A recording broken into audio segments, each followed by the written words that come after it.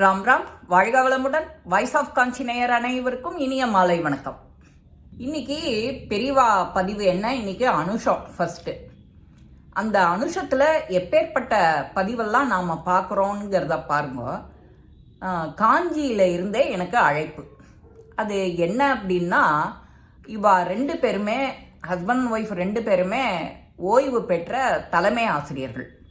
அவரோட பையன் Ramanathan BSc MBA படிச்சுட்டு அதுக்கு தகுந்த உத்தியோகம் கிடைக்காம கொஞ்சம் திண்டாடுறார்.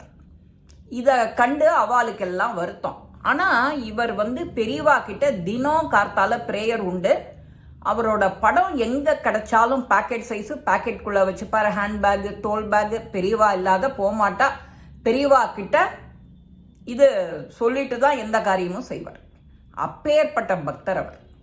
இவரோட பையனும் அதே மாதிரி ராமநாதனும். இவா ரெண்டு பேரும் இந்த மாதிரி கவலைப்பட்டுருக்கா. பையனுக்கும் ஆறுதல் சொல்கிறா. ஒரு நாளைக்கு கார்த்தால பேப்பர் பார்க்குறா. காஞ்சியில் இருந்துட்டு ஸ்ரீ சந்திரசேகர கல்லூரியிலேருந்தே விரிவுரையாளருக்கு ஒரு அப்ளிகேஷன் போடுறதுக்கு வேக்கன்சி இருக்குது, அப்ளை பண்ணலாம் அப்படிங்கிற அட்வர்டைஸ்மெண்ட்டு தான் அது, தமிழ் பேப்பரில். இவா ரெண்டு பேருமே, அப்பா அம்மா ரெண்டு பேருமே பையன்கிட்ட சொல்கிறா, இதுக்கு அப்ளை பண்ணு, கண்டிப்பாக உனக்கான வேலை நிச்சயம் இது அப்படின்னு. ஏற்கனவே அந்த பையனோட தகுதிக்கு வேலை இல்லாமல் ஏதோ பார்த்துட்டு இருந்தான். இந்த மாதிரி வேலை கிடைச்ச உடனே அந்த பையனுக்கும் ரொம்ப பரம திருப்தி ஆயிடுத்து. அப்ளிகேஷன் போட்டு எல்லாம் செலக்ட் ஆகிடுத்து. ஆனால் ஒரு பதிலையும் காணும் அவாக்கிட்டேருந்து. இதுக்காகவும் ஸ்ரீ பெரியவா கிட்ட ஒரு நாளைக்கு இதே மாதிரி கார்த்தால எழுந்ததும் பெரியவா கிட்ட அப்ளிகேஷன் போடுறார். இந்த மாதிரி பையனுக்கு ஒரு நல்ல வேலையை மட்டும், பொருத்தமான வேலையா, அவனுக்கு ஒரு ஏற்ற வேலையா கொடுத்தாக்க சௌரியமா இருக்குமே பெரியவா அப்படின்னு அவ கேட்குறா. கேட்டதும் தான் ஒரு டெலிஃபோன் மணி வருது. டெலிஃபோன் எங்கேருந்து வருதுன்னா காஞ்சியிலேருந்தே வருது.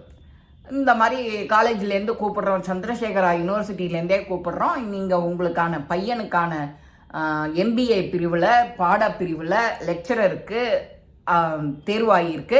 உங்களுக்கு பதிவு தபால் மூலமாக கொரியர் வந்துடும், அதையும் பார்த்துட்டு ஜாயின் பண்ணுங்கன்னு. இவா போய் அங்கே ஜாயின் பண்ணினது தான் தாமசம். சங்கரமடசம் பக்கத்திலேயே வீட்டை பார்த்துட்டு தினம் காலம்பர சாயங்காலம் மடத்துக்கு போய் பெரியவாளுக்கு நமஸ்காரம் பண்ணி ஹரஹர சங்கரா சொல்லி அதை 108 பிரதட்சணமோ 54 பிரதட்சணமோ 3 பேருமா சேர்ந்து சுற்றி, அப்பேற்பட்ட பாக்கியம். காசியை விட 1/4 இன்ச்சு கூட அப்படின்னு சொல்லுவா. அப்பேற்பட்ட க்ஷேத்திரம் இந்த காஞ்சி. நமக்கு எப்பப்பெல்லாம் தோணுறதோ அப்பப்பெல்லாம் போயிட்டு வந்தால் நமக்கு எல்லாத்துலேயும் ஜெயமே ஜெயம். இதே மாதிரி ஒரு மாமிக்கு எதை சாப்பிட்டாலும் வாந்தி வந்துட்டே இருக்கு. அந்த மாமி ஹாஸ்பிட்டல் போய் அட்மிட் பண்ணுறாரு அவாத்து மாமா. அப்போது அட்மிட் பண்ணி அதை பண்ணும்போதே இந்த மாமிக்கு கனவு வருது. நீ ஆஸ்பத்திரியில் இருக்காத, உனக்கு தேவலையாப்படும், நீ கார்த்தால வெறும் வயிற்றுல ஒரு வில்வ இலையில கொஞ்சம் விபூதி வச்சுட்டு 45 நாள் ஒரு மண்டலம் சாப்பிடு, 48 நாள் சாப்பிடு அப்படின்னு பெரியவா கனவுல சொல்கிறா. இந்த அனுஷத்தன்னைக்கு இப்பேற்பட்ட பதிவு சொல்கிற பாக்கியம். நாமளும் எதையுமே உதாசீனப்படுத்தாமல் நமக்கு என்ன வேணுமோ அது நமக்கான பதிவுன்னு எடுத்துட்டு நாம் வாழ்க்கையில் எப்பவுமே முன்னேறணும். 10 பேரோட சேர்த்து அழைச்சிட்டு முன்னேறினா இன்னும் நல்லது. இது இந்த மாதிரி இருக்க அந்த மாமி பக்கத்தில் ஆத்துக்காரர்கிட்ட சொல்கிறா.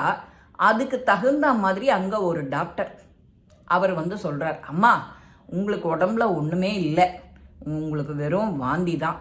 இவாலும் எக்ஸ்ரே எடு, அந்த டெஸ்ட் எடு, இந்த டெஸ்ட் எடுன்னு லேபு தொந்தரவு பண்ணுவார் டாக்டர்ஸ். நீ அதனால் யார் பேச்சையும் கேட்காம டிஸ்சார்ஜ் வாங்கிட்டு போ. இந்த பெரியவா கனவுல சொன்ன மாதிரி நீ அதை செய், உங்களுக்கு எல்லாம் தேவையா போயிடும் அப்படின்னு சொல்கிறாரு டாக்டர். இவா ரெண்டு பேருக்கும் இந்த மாதிரி சொன்ன உடனே என்ன பண்ணுறதுனே தெரியல.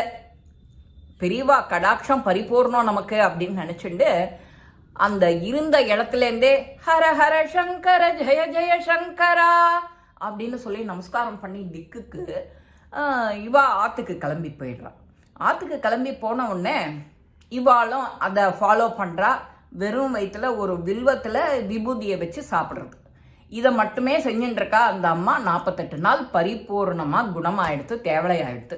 இப்போவும் அந்த மாமி காஞ்சியில் இருந்துட்டு பெரியவா கடாட்சம் பரிபூர்ணம், பெரியவா கடாட்சம் பரிபூர்ணம்னு தான் சொல்கிறதோட இல்லை, எல்லாருக்கும் ஆசீர்வாதம் பண்ணி எல்லாருக்கும் எளிய மருந்து அந்த பெரியவா சன்னதி தான், ஜீவ சமாதி தான் அப்படின்னு சொல்லி அங்கே போய் அந்த ஸ்ரீமடத்துக்கு போய் பிரதட்சணம் பண்ண சொல்கிறது, அந்த முடிஞ்சருதி ஒரு தீபத்தை ஏற்றிட்டு ஒரு நமஸ்காரம், பூவோ கல்கண்டோ துளசி மாலையோ வில்வ மாலையோ வாங்கிட்டு போய் அங்கே இருக்கிற புக்ஸ் எல்லாம் வாங்கி நமக்கு படித்தாலே அவ்வளவு பேரின்ப பெருமகிழ்ச்சி எப்போதுமே உண்டு. இன்னைக்கு அனுஷம் வேற, விநாயகர் சங்கடகர சதுர்த்தி வேற, யார் யாருக்கு என்னென்ன உதவி செய்ய முடியுமோ அது செஞ்சு நீர்மோர் பானகம் இந்த கோடையில் கொடுக்கறது எல்லாருக்கும். ஆற்றுக்கு வரவாளுக்கே நீர்மோர் பானகம் கொடுத்தாலே போகிறோம்.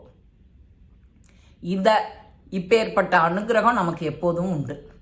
இந்த பதிவெல்லாம் உங்கள் எல்லாருக்குமே பிடிச்சிருக்கும். லைக் பண்ணுங்க, ஷேர் பண்ணுங்க, பெல் பட்டனை கிளிக் பண்ணுங்க, சப்ஸ்கிரைப் பண்ணுங்க, கமெண்ட்ஸ் பாக்ஸில் கமெண்ட்ஸ் போடுங்க. ஸ்ரீ மகாபிரிவா திருவடிகளே சரணம். நல்லதே நடக்கும். ஆனந்தமாக இருப்போம் நண்பர்களே. வாழ்க வளமுடன்.